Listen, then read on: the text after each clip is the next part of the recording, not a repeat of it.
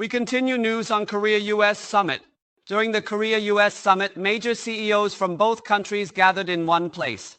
Particularly President Lee Jae-myung meeting with Jensen Huang, a leader in the global AI semiconductor market, drew attention. Reporter Jong Ye-rin has more. President Lee Jae-myung enters the hall where Korean and American executives await.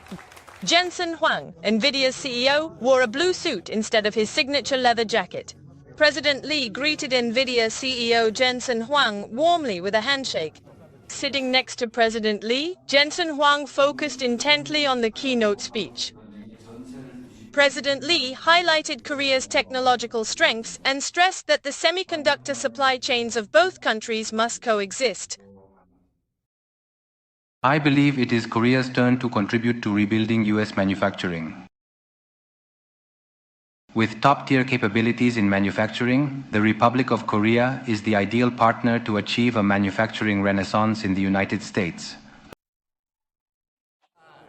As the warm embrace between Samsung Electronics chairman Lee Jae-yong and Jensen Huang drew attention, the two were soon joined by SK chairman Chae Tae-woon, and the three engaged in a serious conversation together.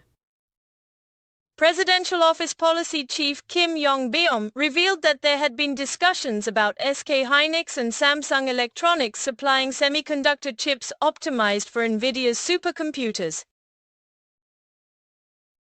Samsung is considering expanding its Taylor, Texas foundry, a project totaling $37 billion.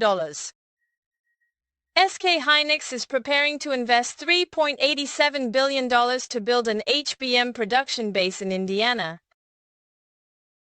Going forward, Korean companies such as SK and Samsung plan to build packaging lines, foundry fabs, and other manufacturing facilities in the U.S. As a result, the U.S. will emerge as a key hub in the semiconductor supply chain.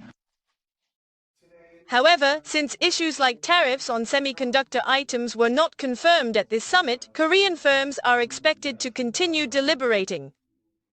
What the Trump administration seems to want is investment in semiconductor production lines, while the tariffs appear to be used merely as leverage. Interest is growing over whether the semiconductor sector will act as a catalyst for Korea-U.S. industrial cooperation. This is Jong Ye-rin, MBN News.